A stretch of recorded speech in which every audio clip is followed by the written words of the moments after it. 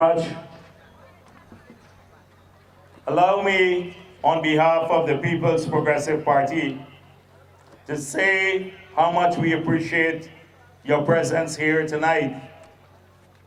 Right across this country, many people have given up their valuable time to show up at meetings similar to this one. And they do so because of their grave worry about our country and where it's going.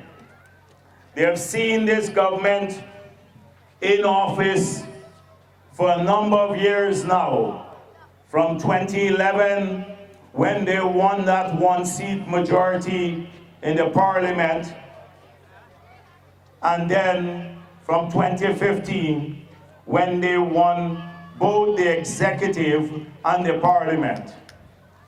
And all that we can trace in this period in government, they have controlled the parliament for nearly 9 years now, and the government for 5 years.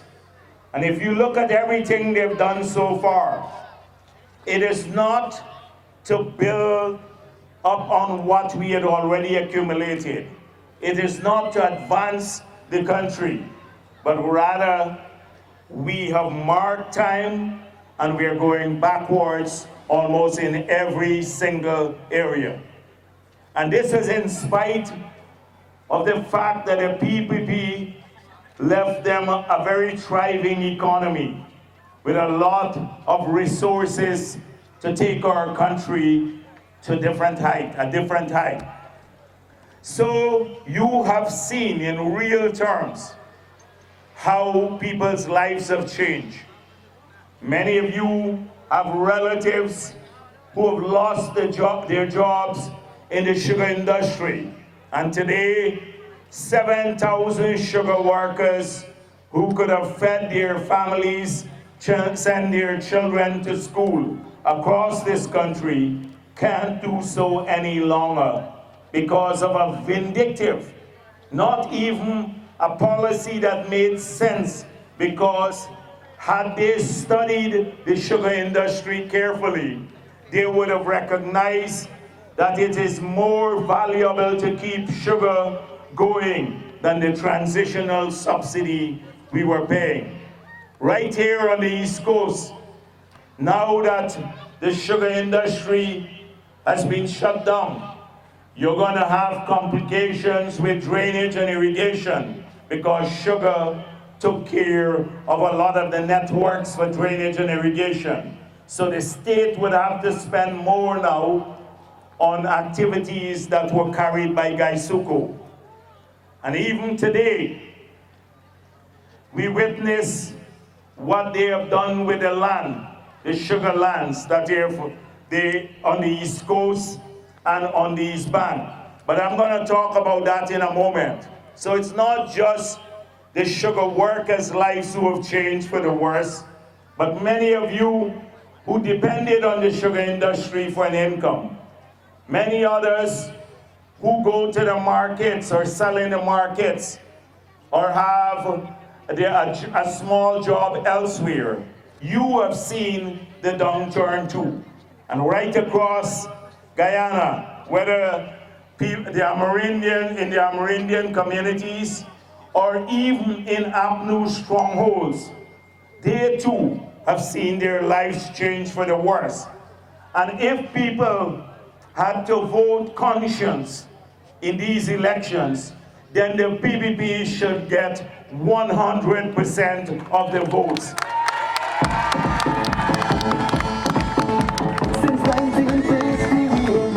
Because when I go into many communities that supported APNU strongly in the last elections, in Linden, Aichuni, Kwakwani, their policies have practically destroyed the forestry sector. And people in Aichuni had to protest because they didn't have food to feed their families there. Right now, about 900 workers will lose their jobs in the bauxite industry there.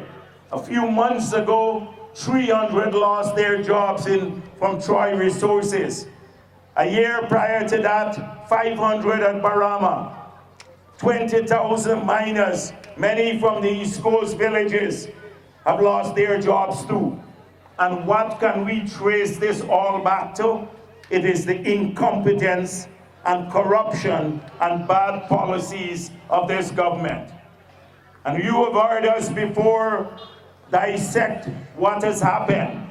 On the platform, many of our speakers have given a picture of what has taken place.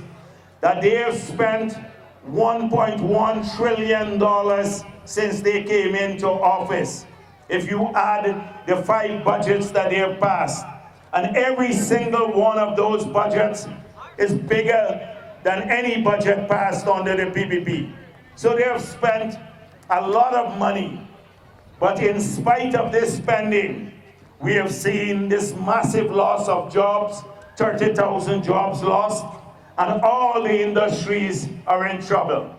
And we have also seen, on the other hand, a deterioration in welfare, in the education sector, in healthcare now. We don't have drugs in the hospital, and you have heard before how they took away the 10,000 grant from the children, denying them over the 5 years close to $8 billion that would have gone to their parents to assist them.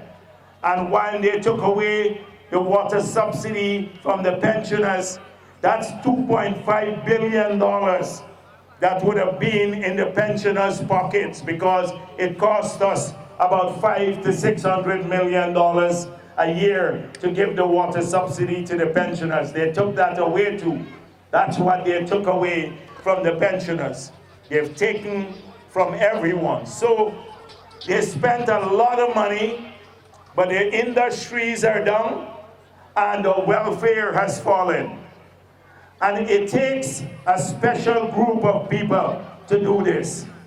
And what did they spend the money on? Why is it that in spite of this big spending, our country has not moved forward? It's because of the nature of the spending, what they spent the money on. They didn't spend it to support the industries to create jobs. They spent it, a lot of it, on themselves and on prestige projects. So the government sector has grown dramatically. The government, we're spending over $1 billion more per year than in 2014 just to rent buildings for ministers and their cronies. So the government has expanded. We're spending nearly $800 million more per year on maintenance of vehicles for government officials, $1.6 billion more on food in government. That is per year alone. We're spending $1.1 billion on ministerial travel locally, travel and subsistence. And this is just the local travel. We're spending nearly $600 million on sending ministers abroad for treatment when we can't find basic drugs in our hospitals. We're spending billions of dollars more on more per diem for ministers, greater security and other perks, and the salary increases, the massive salary increases that they took. That's where our money is going. Granger's office alone bought 44 new vehicles. He built a fence that cost $150 million, painted the State House green, and that cost us $50 million too. They bought 4 old aircrafts for the military, and that cost over nearly $700 million. So you get the picture. That's where our money is being spent, on things that don't really matter to our people, on things that don't create jobs or improve their standard of living, but it's on this cabal. And their cronies are getting tons of money. So I was telling you about how a big part of this money is not just spent, but it's siphoned off through corruption. To give you an idea, look at the contract with Lloyd Singh. Not Lloyd Singh, but Larry Singh. Larry Singh went to the government, they gave him $25 million. And he then bought a house in South Georgetown. He then rented back the house to the government at $12.5 million a month. And then they called it a drug bond. So Larry Singh, in 1 year, he collects nearly $200 million for renting a house. Now, what is $200 million in Region 4 budget? And Region 4 starts from Mahaica all the way to the highway. All the people who live here, including those in Georgetown. Guess how much money they got for capital budget? The capital budget for healthcare. Half of what Larry Singh gets, one man gets per year in renting a building to the government. So all the people who live in Region 4, all of us, nearly 350,000 people, 400,000 people, we get less than half for our healthcare capital budget than Larry Singh alone gets. That is the magnitude of the corruption. Look, they just in December last year, when they should not really be approving contracts, because not only are they illegal, but we're approaching election, and the fiscal year is coming to an end in December. But the cabinet approved 80 contracts illegally. One of those alone was for a school in Yarro Cabra for $827 million. That school cannot cost more than $400 million. But they illegally signed the contract on the 2nd of January. That is why I said we will reverse that and many other acts of corruption as soon as we take office after March 3rd. So billions are siphoned off. The Durban Park started off. When they got into office, they said they would build a stadium there on donations. So they collected a lot of money from the private sector. We gathered they collected over $800 million in donations.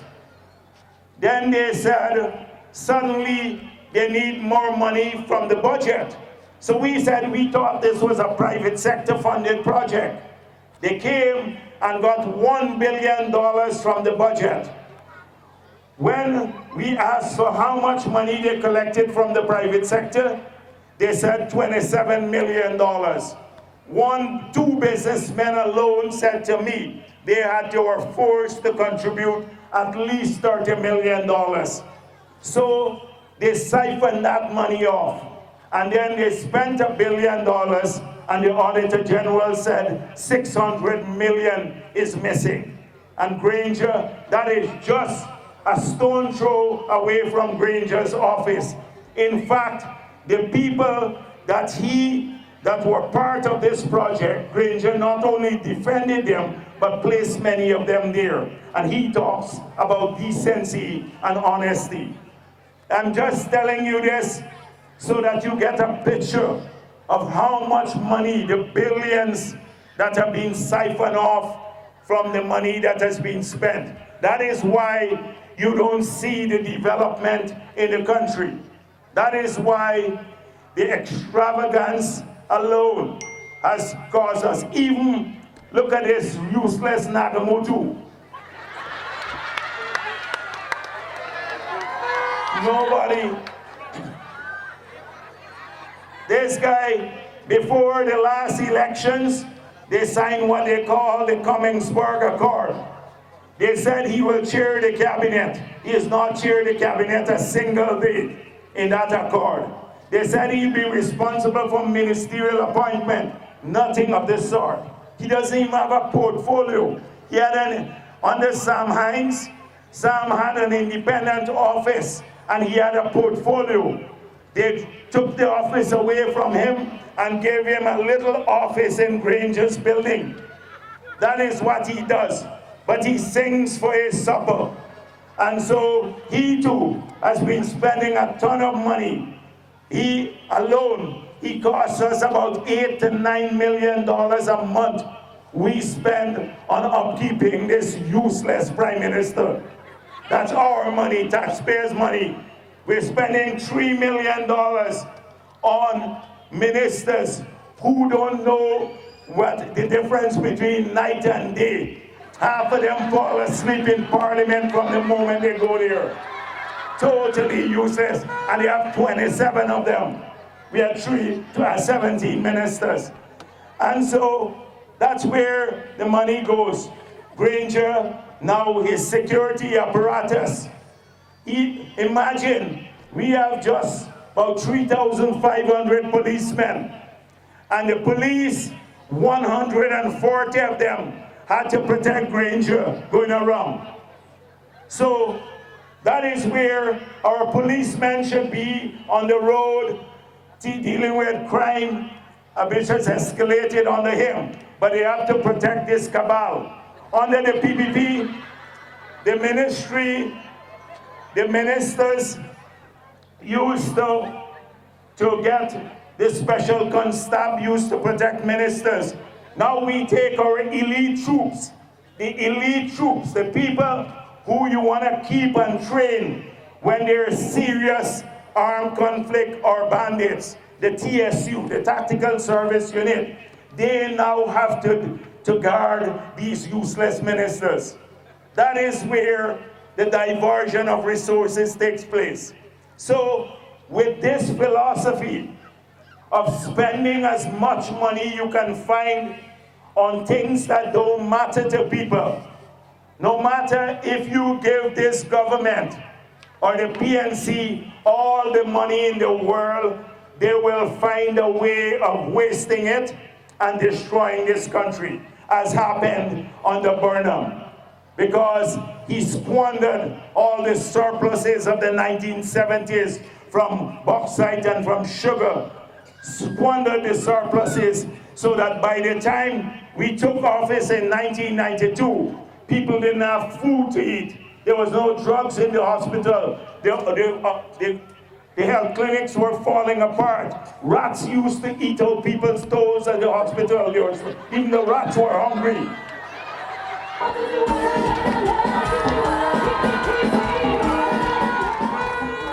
Nothing worked. Power outages used to be for 2 weeks at a time. It was impossible to drive anywhere. And what happened? We were using 153% of revenue to service debt because they had borrowed so much to sustain a lifestyle that we should not have lived as a country because we are not earning. And they brought that same philosophy, the same management style right into 2015 to 2020. And that is why we're going downhill. Therefore, tax not, but to spend all of this money, they have to finance it somehow. And many of you have felt the brunt of it, of how they finance this. So one, what did they do to raise all of this money to spend, the 1.1 trillion? They've increased taxes by $91 billion per year. Imagine after 23 years in office, the total taxes that we collected was $135 billion. And in 5 years, that has gone up to $226 billion, an increase of $91 billion more per year. And guess where this comes from? This comes from your pockets, from the people of this country. That is money you had in your pockets that's with the government now. So they've taxed businesses more, like productive sector, but they've also taxed basic things. And that is why it's so revolting that they would have come into office promising lower taxation and then done the things that they did to people. They promised that the VAT, they said the VAT was a big burden to people under the PPP, that they will reduce the VAT, they drop it to 14%, and then added the VAT to water, electricity, medicine, a whole range of other things, data, basic foods, baby diapers, the interior travel. All of these things now are taxes that you have to pay more, but you don't see it, it's not visible, because they moved it from the zero graded category into the exempt category so that people, the businessmen, can claim a refund, and therefore they passed it on through higher prices. That is why the cost of living has gone up, and that is why things are so slow, and everywhere you go, every business you talk to, people complain. Nothing is happening, we can't sell, we have to lay off staff, because if you take $91 billion out of the people's pockets, that's $91 billion a year less they can spend in the markets and everywhere else. And that is why things are so slow in the country, we're almost at a standstill. But apart from this taxation, what else have they done? They have now borrowed 900 million US dollars. So a lot of this short-term debt. So one would say, how could they borrow so much in such a short period? Because when we took office, I told you about the debts. We paid back over 3 billion US dollars of debt. Just imagine how much more progress we could have made in Guyana if we didn't have to pay back that debt. And then by the time we left office, only 4% of revenue was used to pay debts. We had practically cleared the books. Now they started accumulating the debts back. So the debts have skyrocketed, and guess what? When we come into office after March 2nd, we'll have to fix that again. And it's not something to cheer about, comrades. It is a burden on us. We'd have to pay that back again. All of us, like the last generation, had to pay for the debts that they took before we assumed office in 1992. We'd have to fix that back again. And so they borrowed to finance this. And then the next thing they did is to use up almost every set of money that we had saved. So the central bank, we had a huge sum of money in the central bank, nearly 900 million US dollars. That has fallen now to 500 million US dollars. We had gold, real gold, 20 billion worth of it sitting in the central bank. They sold out all the gold and used up all the money. We had the Geology and Mines Commission, a bank account, they had a big reserve, nearly $10 billion. That's gone too. Same thing at the Forestry Commission. Now GWI, in spite of the fact they've increased water rates tremendously, they've increased the water rates, it now is bankrupt. GWI this month can't pay its wages and salaries. GPL, the same thing. They're running down every single thing, using up all the reserves. So you get the picture now.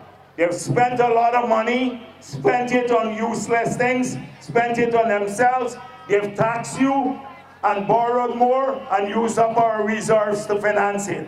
That is what has happened in the past 5 years. And no matter how long they're in government, they can't change this. They've siphoned off so much through corruption too. So we have our task cut out for us. And that is why you've seen our manifesto. Now I want to talk a bit about manifestos and promises. Because any person, can you give me some water, please? So any person can make any promise. And the key thing is the believability, their credibility. So APNU came along in 2015 and made a lot of promises. And because of those promises, many people who supported the PPP in the past, they left us and voted for the AFC and APNU. And even with that happening, we narrowly lost the elections. But what did they do with those promises? You can only fool people once, but some people are really stupid and you can fool them many times. And we don't have those living in Monrepo and the East Coast here.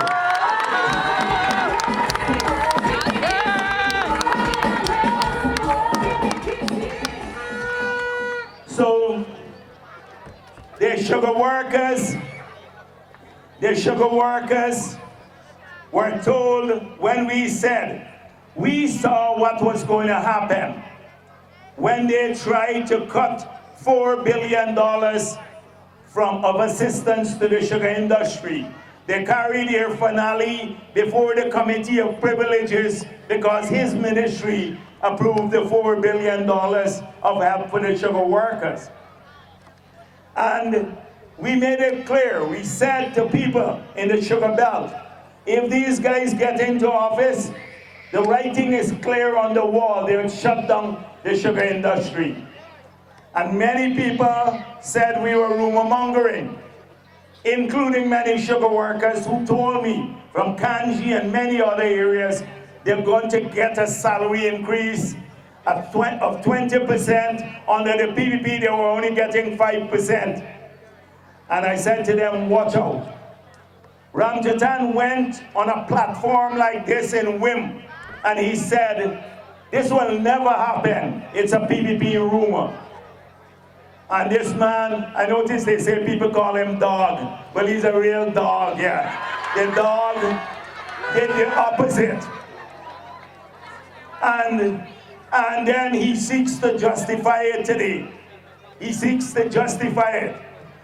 So the sugar workers have learned through hard the lesson of life that they got 0 in all 5 years, not 20%, 0, 0, 0, 0, 0 in 5 years. That's the increase they got. They took away the annual production incentive that had been there. Even Burnham respected that. Granger took that away. And then they sent home 7,000 of them. That is what the sugar workers have come through hard experience to realize how untrustworthy this government is. But don't think too much about it. The sugar workers are waiting for March 2nd now. When you go to Berlin, they're waiting once again. The sugar workers are waiting. And the same thing happened with the rice farmers. They too were told $9,000 a bag for paddy. And then immediately after the elections, Granger held a meeting just at the conference center here and said, this is a private industry, can't help. What was the result? They increased the taxes on machinery and equipment, on pesticides, on fertilizer, increased the land charges, cut the drainage and irrigation budget, cut the farm to market budget. They lost the contract with Venezuela. And the rice farmers today, many of them are tottering on the verge of bankruptcy. Many of them barely surviving. But they too are waiting for March 2nd when the elections come. And many who left us, like on the Essequibo Coast, where again, we had a big battle to say, don't believe them. They're untrustworthy. But they now understand through hard lesson of life that a PNC, APNU, AFC, Ramjatan, Granger are untrustworthy. They can't be trusted with anything they say. And the same thing happened with the miners. The miners supported APNU, almost all of them. Almost all the miners. Everywhere miners were saying, oh, APNU has a plan for us, and we'll get duty-free fuel and all sorts of things. And what happened? They're now paying higher taxes. They increased the final tax. They had taxes to machinery and equipment. And now the miners have to pay a fee to sell their gold to the gold board. But the miners are waiting on March 2nd too. When we went to Bartica, they told us that too. And then the promise to the pensioners, they said within 100 days of taking office in 2015, they will double old age pension.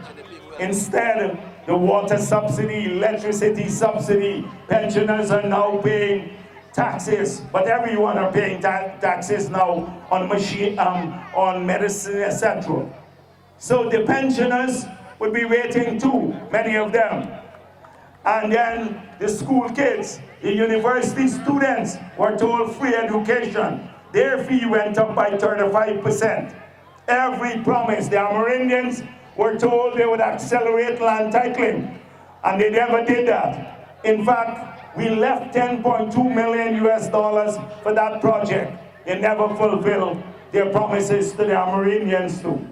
So, tomorrow, APNU's plans to put out a new manifesto. And I'm saying people should take it and go into the toilet with it. Because they had one in 2015. So it's not what you write down. You can write anything. You can make any promise. Like Granger is now making new promises. I saw he went to Diamond and he said, I have a plan for jobs. It's right here in my pocket. He said it's in my pocket. The country hasn't seen it in 5 years. We lost 30,000 jobs. Said, it's in my pocket. And it's J-O-B-S jobs, as though anybody had to doubt how job is being spelled. But then he said, I want to create 10,000 jobs in the next decade. And somebody needs to tell Granger, a decade is 10 years. So if you create, that means 1,000 jobs per year. At the University of Guyana, more than 1,000 students graduate per year. We put out nearly 20,000 persons come out of our secondary school per year. And he wants to create 1,000 jobs per year. We lost 30,000 jobs under his tenure. So it would take us about 500 years to get everybody employed in this country. And he said he would live to see it too. He just told the people in Linden. This is a nonsense we hear from them now. Suddenly we're coming to elections and you hear once again, I want to address housing. But in 2015 they said, we want everybody to own their own house lot and we will help you to construct a home. So what was the reality? The reality, in 5 years, they have not done a single new housing program. Not a single new house lot. In the last 3 months, they're busy scraping some places at the back there and promising, making new promises to people. They're scraping places all around Bush down because they know election time is coming. And they're giving people pieces of paper to say, oh, you're going to get a house lot in the future, 2-3 years from now. But they didn't give pieces of paper to their friends and their families and their cronies. The man, the former chairman at MMA, he didn't get a piece of paper. He got a lease for 2,000 acres of land. And the current chairman at MMA, he got a lease for 10,000 acres of land. The first one was 2,000, this one got 10,000 acres. Another AFC member, over 400 acres. Eric Phillips didn't get a piece of paper like this with a promise. He actually got a lease for the land here. And at the back here, Nisil, I heard, has committed some criminal acts and given out most of the lands that we plan to use to build 50,000 new house lots, low-income house lots, so we can give people access to land. But they're giving out a lot of the lands from Enmore all the way to Diamond. Up to today, we heard about this Marriott being built, and next to the Marriott, a big tract of land being given out for housing. We heard one member on their list has 150 acres, and they're very, very worried about the changes, because by March 10th, you will know all of those people who've gotten their lands through corrupt deals here, and we're going to take back every bit of those lands from them. Is that you? Is that you?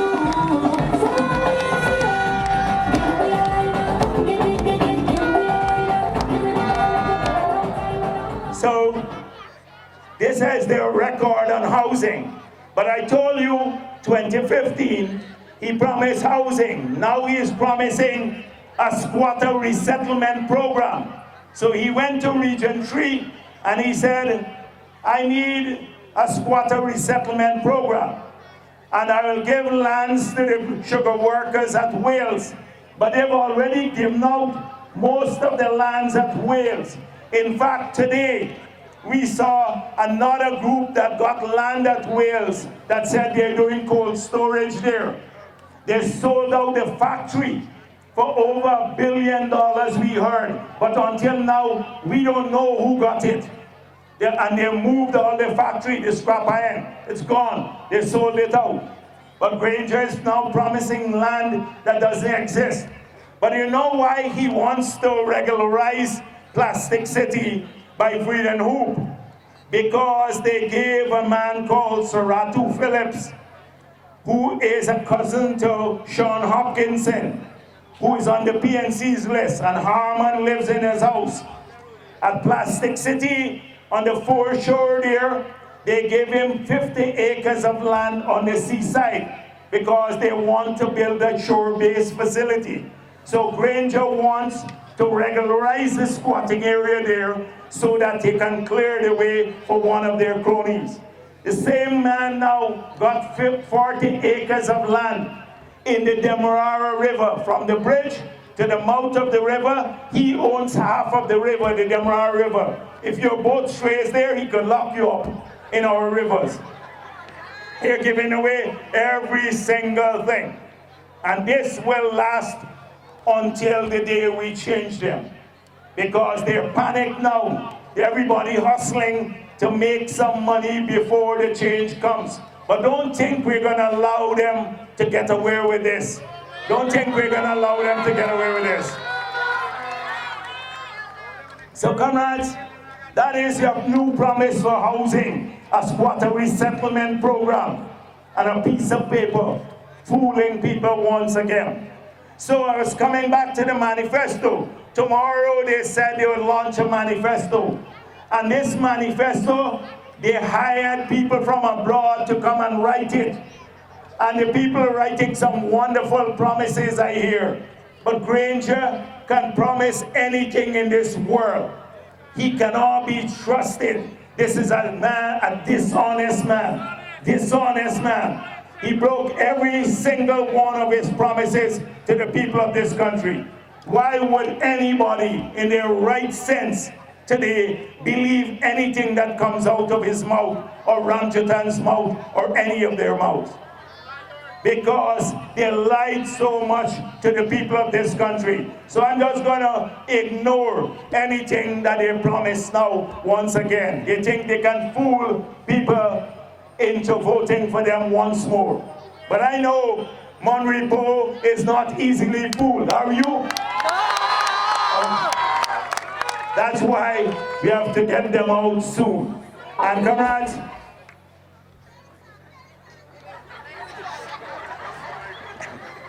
hey girl, why you play this song?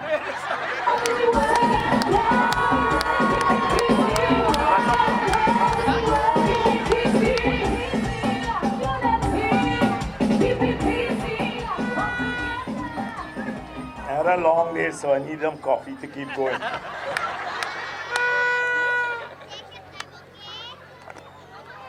After, after these elections, I'm sleeping a whole week. So comrades, so you understand what is at stake here. So what are we gonna do to fix these problems? How are we gonna change people's lives swiftly? How can we kickstart our country back again to focus on the things that matter to people? So first thing we have to do is to get people working again. All of those people who lost their jobs, we gotta put them back to work, and we have to find jobs for new people. And therefore, you're gonna see a heavy focus on creating the incentives, removing the constraints to growth. So returning all the concessions to the forestry sector, to miners, to the rice industry. We made it clear. We're removing all the taxes once again for the rice industry, for their inputs, for machinery. We're gonna reverse the land charges. We're gonna work with them to get markets. We're gonna restore the budget for DNI. We're gonna restore the farm to market budget. And if we do that, the rice industry can thrive again and create more employment for people. In sugar, we made it clear, whatever it takes, we're reopening the sugar industry so that those people can work too, that they get a chance to return to work. When we can find alternatives to people, when there are other jobs, then you can think about making sure that you diversify or shrink sugar. But not now, not when people are starving or they cannot send their children to school. The government has an obligation to keep them going until that day comes, until our economy changes. We're gonna do the same for the mining sector and all the other productive sectors, because we need our people to go back to work. Next, we have to put more money back in people's pockets. So if they're working, they would have more money, but if we cut the taxes, like on VAT, remove the VAT on water, on electricity, on medicines, and all the food stuff that they put it on, this would allow people to have more disposable income. They can spend more. That means the farmers can sell more. You have a greater flow through of money through the economy. And that is the first task that we have to do, to get people back to work, heavily focus on that. The second issue is reducing cost of living. We have to find a way of ensuring that costs come down. And we plan to remove all those taxes that drive up cost of living. We plan to make sure that the GRA is not capricious in its allocation or its assessment of taxes, because those two, their actions drive up cost of living. We're not only going to remove the VAT on water and electricity, but we have to find a long-term or medium-term plan for cheaper electricity for everyone. And that is why we made it clear. We're gonna resume, we have to buy a new power plant almost immediately to ensure that we can end blackouts. But we also have to resume work on the hydropower. The hydropower that APNU killed in the elections, before the 2015 elections. If that hydropower had continued that we started to work on, by 2017, it would have been supplying 160 megawatts of power at half the price that we pay for generating power now. But they killed it, and they added nothing to it.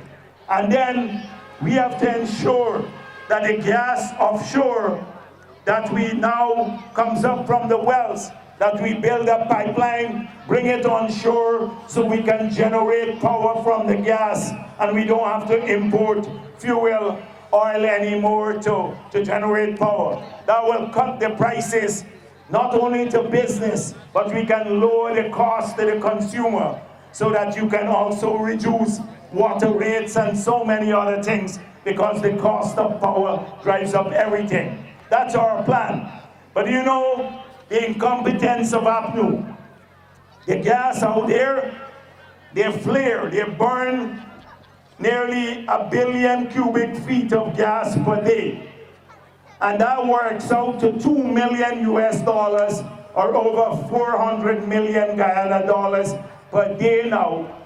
They're burning offshore because APNU didn't have the foresight.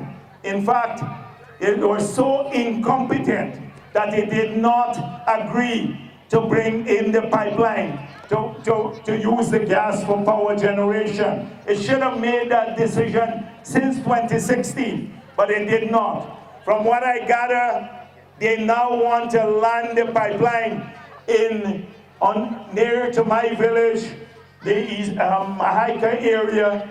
So some of the ministers have gone and bought up big tracts of land, some nearly 1,000 acres there, because they think that the gas will come to that area and the price of land will escalate. Well, we're going to have to look at that too. But the incompetence by APNU cost this country over $400 million a day, because we are burning it, wasting the gas when it could have been generating electricity. This is the cost of incompetence. When you have a useless government, people who don't know to negotiate or look out for our country, that is what you find. So, comrades, what else do we have to do? We have to get the crime rate down. We have to spend more. We have to spend more on equipping our security forces. We have to use technology, a whole range, bring in the best skills to get the crime rate down, because it's causing havoc in people's lives. And Granger talks about the trouble period. Anywhere he goes, he says, oh, the PPP was responsible for what took place at Buxton. But guess who was responsible for it? It was many of the leaders in APNU. Because why do you think that in spite of all the COIs he's held, Granger has had over 10 COIs, commissions of inquiry, spent over $500 million of our money, but he never did one on the massacres that took place. He went to Lindo Creek and got Trotman's father, that's Raphael Trotman's father, to be the sole commissioner there. And why did he do it? Because he wanted to prove that our security forces killed the people there. But it wasn't the security forces, it wasn't our soldiers or policemen, it was Feynman. It was Feynman. He was trying to observe the criminals. And you heard the infamous tape.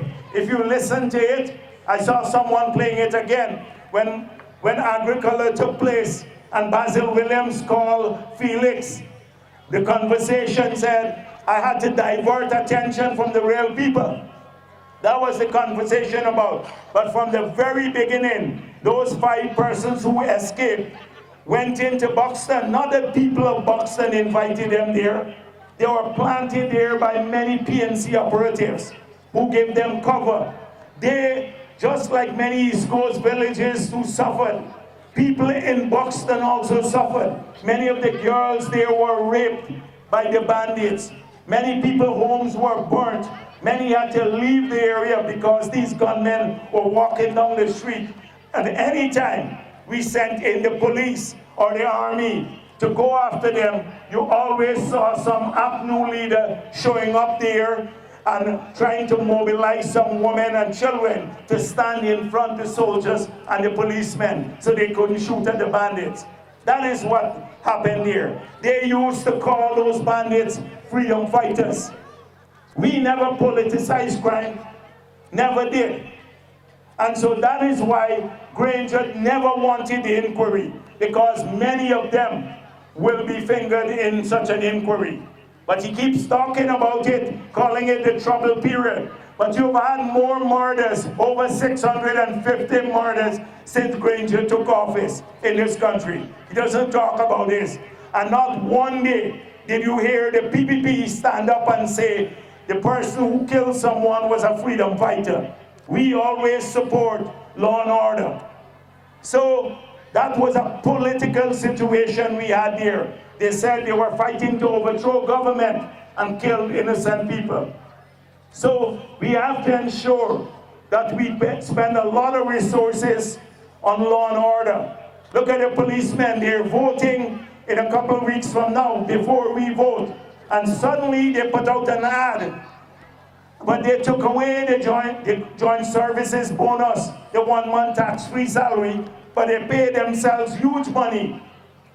And then they said, oh, the PPP was bribing our soldiers and policemen and firemen and prison officers with the 1 month bonus. That is what? Well, we committed to returning that too. And the last local government elections, I went in to visit some of the police stations, and the policemen said, not again, we're not voting for them again, because they too have seen the deterioration from within. They've seen the interference in their command structures, in the army as well as the police force. So no amount of ad now will help APNU. So we got to invest in that too, because jobs are important to people, getting their cost of living down, safety in their homes, education, and that is why we made it clear we want to enhance the nutrition program in school. We want to make sure that every school, all the textbooks are available so that they take the burden off the parents. They don't have to buy textbooks and other materials. We made it clear that we want to increase, not just return, but increase the grant to $50,000 per month. And that, I know a lot of people would want to make more children, but that's good. We need all of that in Guyana.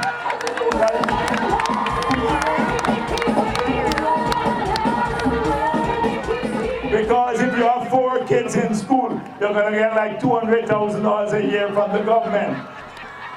So people want to increase their numbers. And so that is crucial. Crucial to ensure that our children go to school.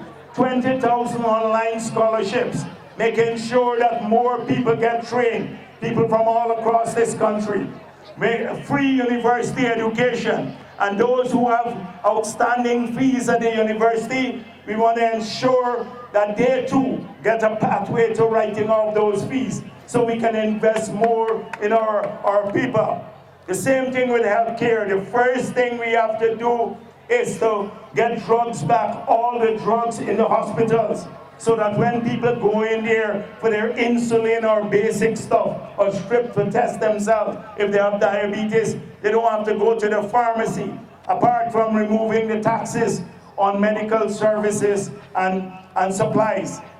We have to make sure that we return to specialty care, and that people for the complex operations, had we built that hospital there, by now an open heart surgery would have been done in Guyana for $4,000 to $5,000 US, when it costs $30,000 abroad. That is why the hospital was going to be built here on the East Coast, and they killed that too in the period when they had the control over the parliament. We have to return to that model. We have to make sure we use some of our money, not just in education, but the best quality health care, equipping all the centers with modern pieces of equipment. We got to get our doctors, the 1,000 odd doctors we trained, 300 of them left because this government removed their contract gratuity and put them on the pensionable establishment. We have to get them back. We have to get them specialized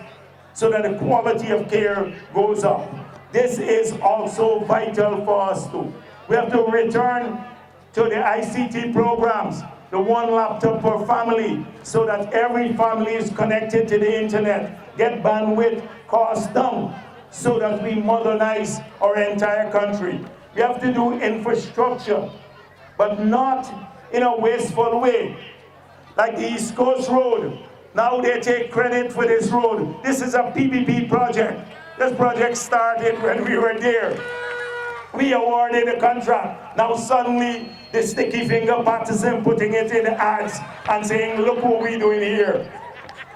But none of them knew, they haven't done anything new. They have not done anything new. All the projects, they're just continuing. No vision whatsoever. So there are lots of things we have to work on immediately to get things fixed. And then, comrades, we also have a lot of changes to the Constitution.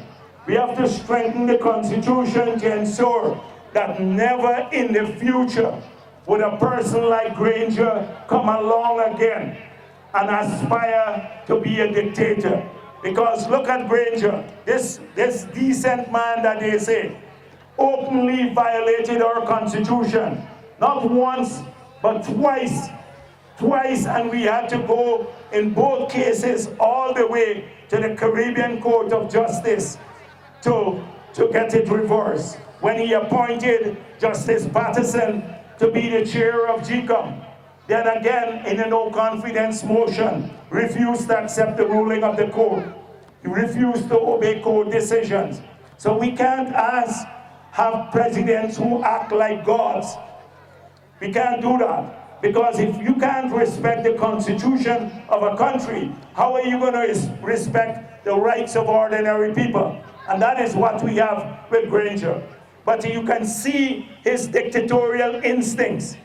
He comes from that past, very marquee past. And so in the launch of their campaign, he said, if I win power again, I want to remove the no confidence provision from the Constitution.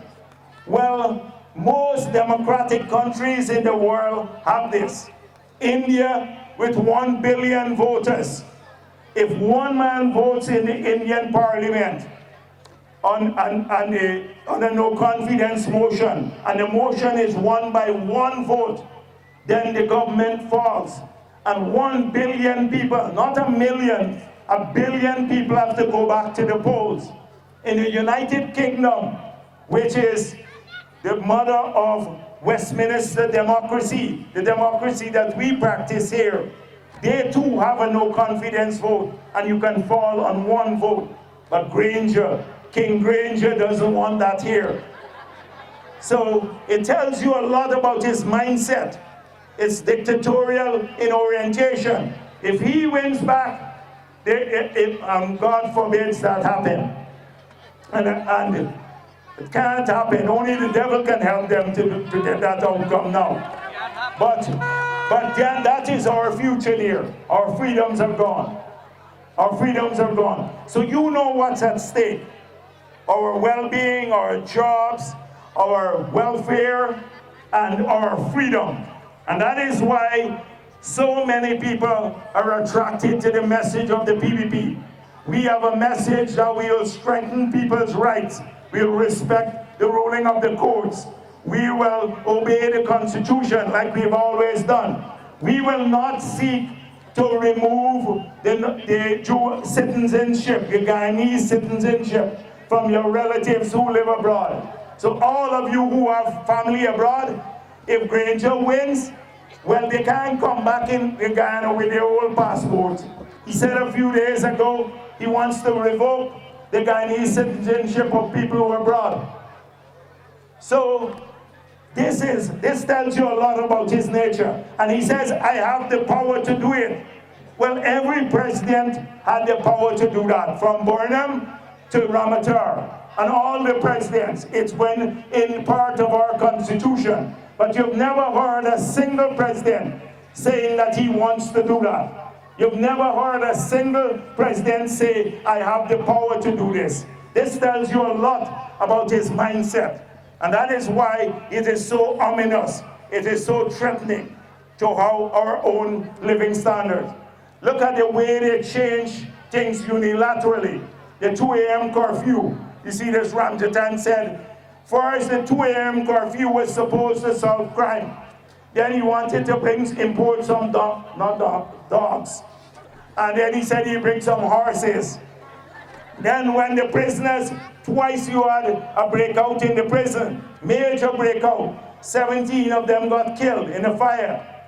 And he said his solution was float them out to sea. This is Ramjatan. And this guy will be the next prime minister of this country. God help us if that ever happens. Is that you? Danger boy, is that you?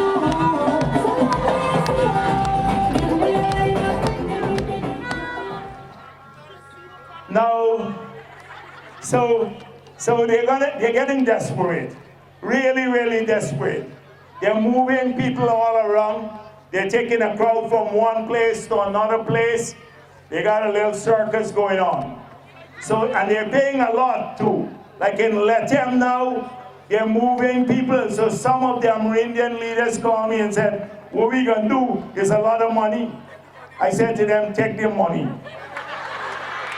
Go to the rally, eat up their food, drink their beer, etc. But you know where to vote. So the people said, all right.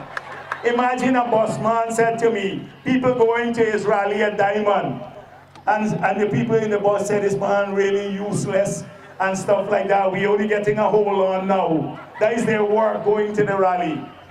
So I don't begrudge people, but they know, they see the writing on the wall. So they will get increasingly desperate.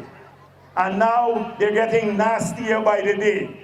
So I saw Ramjatan criticizing Irfan Ali and Granger. Now Irfan Ali, I know about his competence. I know Irfan Ali as one of the brightest ministers in my government who had implemented a large-scale task. He could deal with stuff. He gets things done. That's what you need in a president. Not a president who sits high and mighty and you can only take a picture with his cardboard cutout like at Golden Grove because he doesn't want to touch people. You need a president who can listen to people. A president who can implement things. President who knows about people's concerns.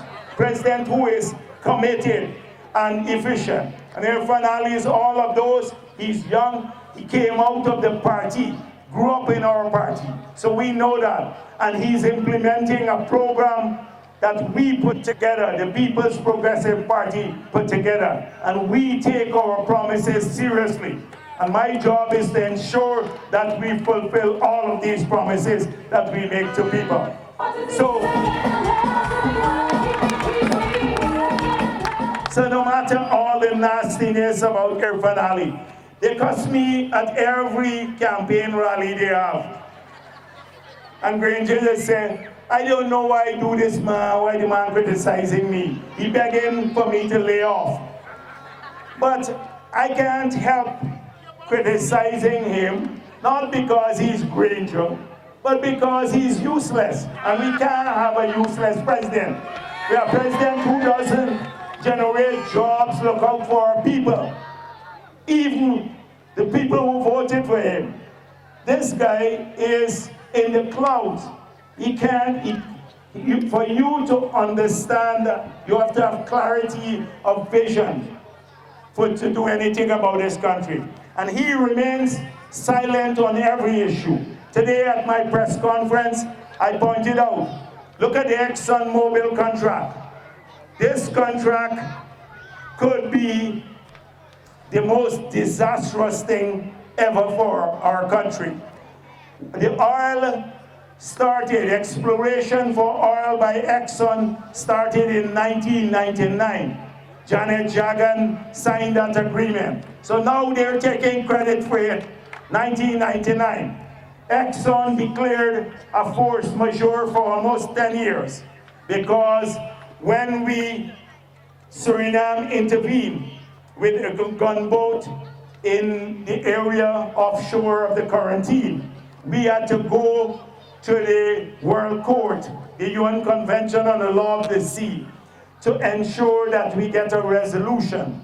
And when we won that case, which took almost 7 or 8 years, then Exxon resumed the exploration. And they found oil under the PPP. And then these guys came in and they made a mess of it. They gave away everything. You saw the report. Trotman refused export advice. They rushed the signing and now they're saying, oh, Nagamoto, this waste of time. Nagamoto said, if we didn't sign it quickly, Exxon would have walked away. They think that Exxon is made up of a pack of fools like this government.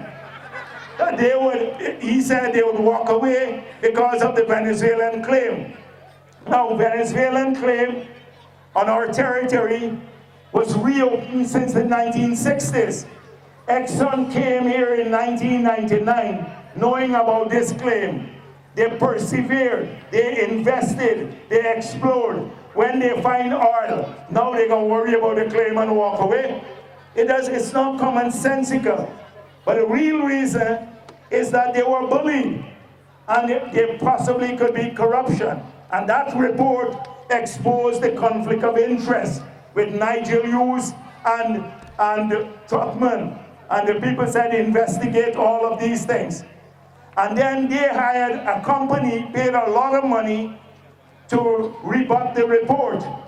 But their own company now that they hired said that the oil company wrote the cabinet memorandum that determined the negotiating position of the government of Guyana. This is purely criminal. Criminal. And Granger now doesn't say a word about it. Imagine the biggest giveaway of our country, and he's silent. Doesn't say anything about the contract. He chairs the cabinet, has not read the agreement, silent. And this is something that we have to fix. That as soon as we get into office, these oil companies better know that the oil belongs to the people of this country and they have to share it equally with our people.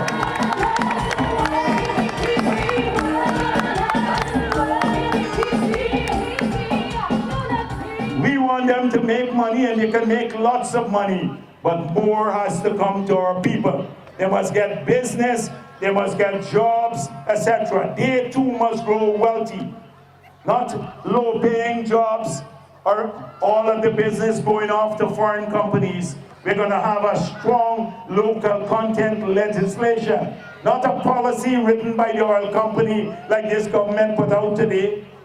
Not a policy written by them, but a legislation that forces the company to spend more in Guyana and to ensure that they employ our people and train them so that they can get high-paying jobs too, that we can share this prosperity. So this is crucial.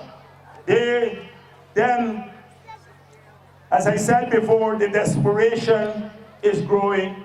So they're gonna run down. The rumors are gonna start in the next 3 weeks. They're gonna now talk about trying to stir up racism. This is their only tool. And they are not succeeding because we're the only multi-ethnic party in this country. You see our platform, you see our campaign, it's all around the country. People support the People's Progressive Party because we work for all of Guyana.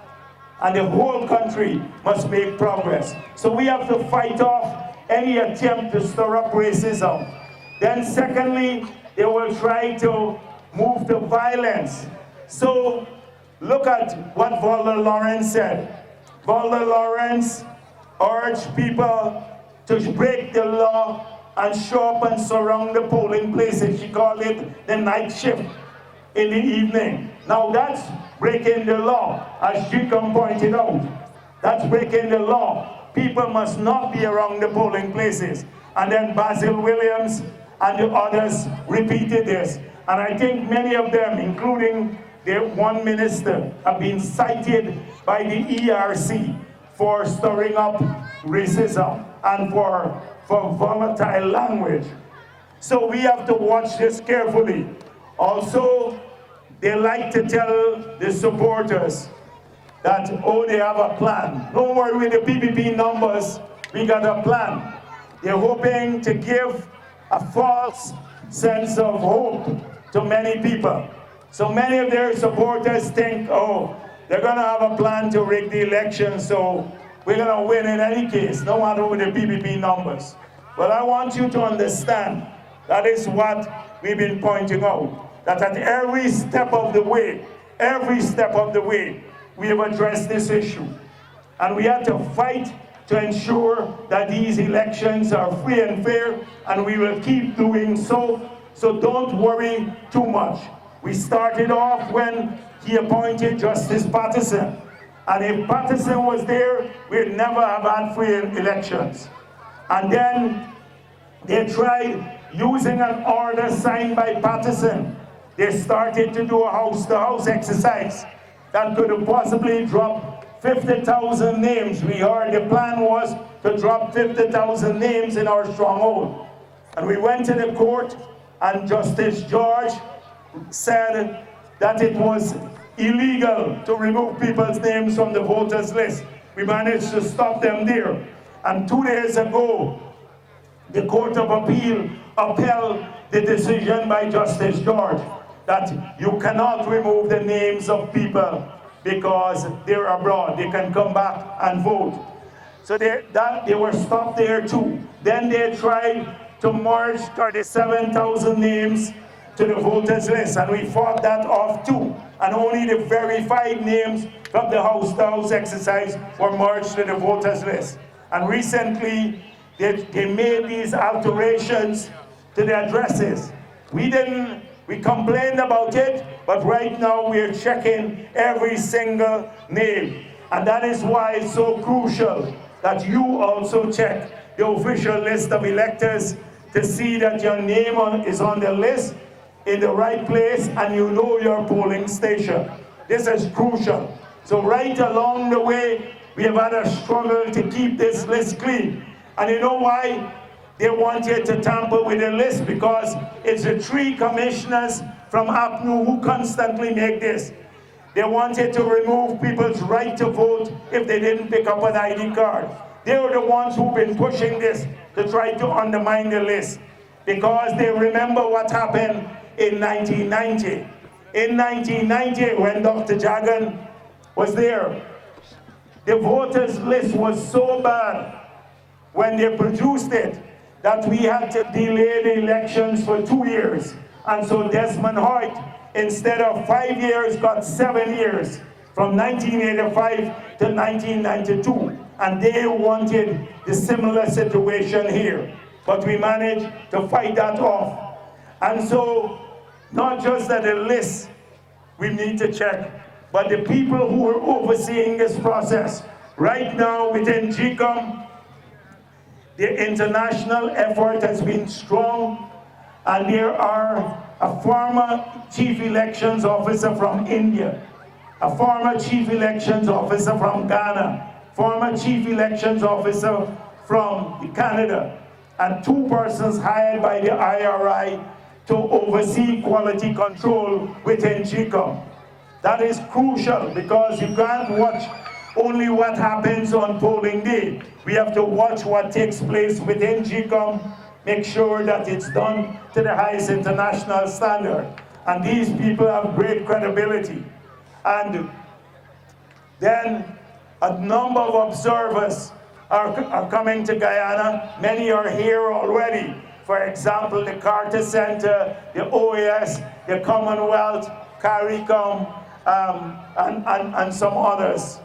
They're all going to be here. So we have to do our role. We can't be intimidated.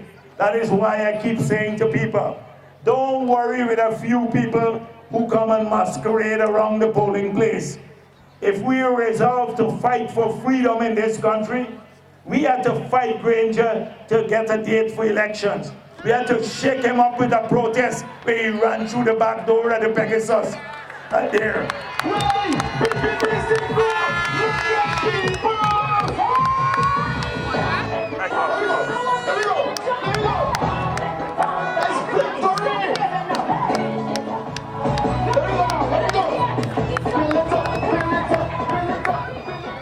It's only through that protest and the international community calling them unconstitutional, the United States and the others, that we managed to get a date for elections. So we can't fail our country.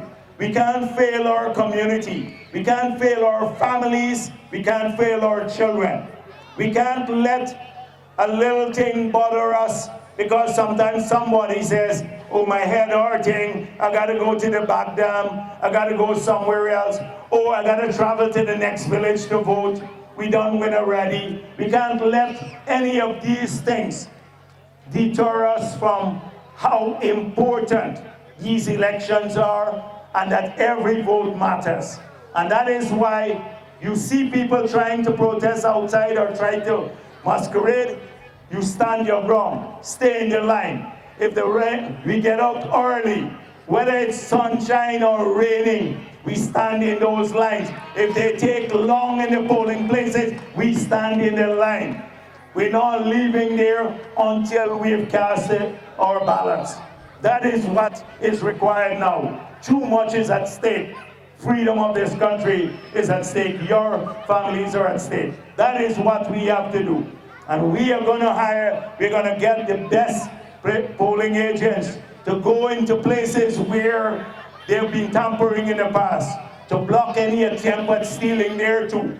Because we are watching them. Don't think they will get away with murder like they did in the past. I saw as a young boy when the soldiers came in the evening and took the ballot boxes away and took them to count at someplace else. And then my village ended up voting 95% for APNU. Although APNU probably didn't get a single vote, the PNC didn't get a single vote in my village. But now, gone are those days. Now you're counting right at the place of poll. After the polling closes, we count in there, we collect the statements of poll, and hopefully by 2 a.m. in the morning, we will know that the PPP has become the next government of Guyana.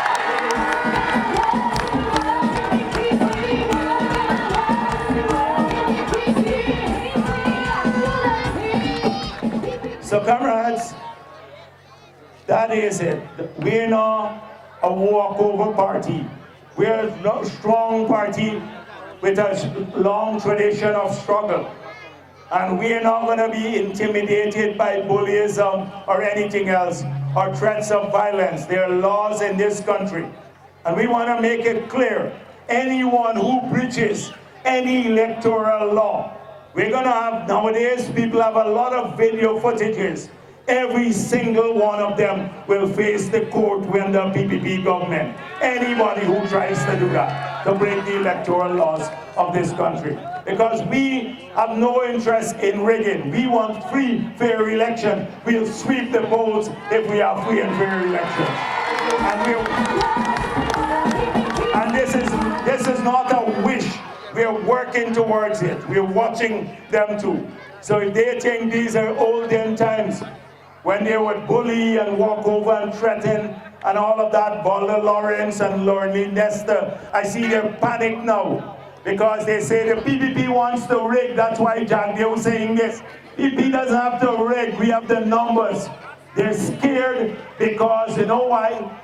When I talk about it, it takes away the rumors that they're telling their own supporters, that they have something up their sleeve. Well, if they have something up their sleeve, we're watching that too. So I want you to understand that. So, comrades, I know all of you are here with this massive turnout here because of this concern. And I'm counting on you, all of you here, to play your role. Call your relatives abroad. Make sure that if somebody has to come in, they come in on time to vote. The fishermen told me in number 66 village, they said, we are not going to see on that day. We're going to vote. It's too important to us. The same number 47 village, Ramtutan village, the people there said to me, can't you drop the old age pension age to 35? Because they hear it's going to go to $40,000 a month. Old people are going to get that. So in Burmese. So people, you have a lot of things to vote for. Not just the future, but real changes, real policies. And so tonight I want to thank you on behalf of the party for coming out here in so much number, in such a large number. And I want to ask for your help, because if all of you assist, then it becomes easier on the people, the activists who have to go around and check the list. Take a little time, make a little effort. We only have less than 3 weeks to go. And so once we do what we have to do, then the PPP will be the next government of Guyana. Thank you very much.